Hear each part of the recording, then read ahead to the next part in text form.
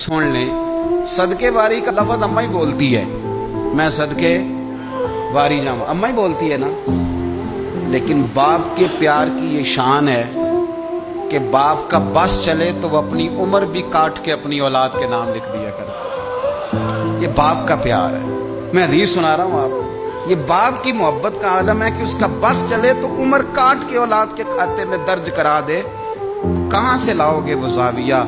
दुनिया में वाहिद शख्सियत बाप की है, बाप की, जो मेहनत खुद करता है पर अपने लिए नहीं करता, जो कमा के ला के ऐलान करके औलाद को कहता है पुत्र आपका ही है सारा कुछ, सारा आपके लिए कर रहा हूं। तो इतना छोटा ना समझे, मेहरबानी करें। बाप की अजमत को, बाप के मर्तबे को, बाप के मकाम को।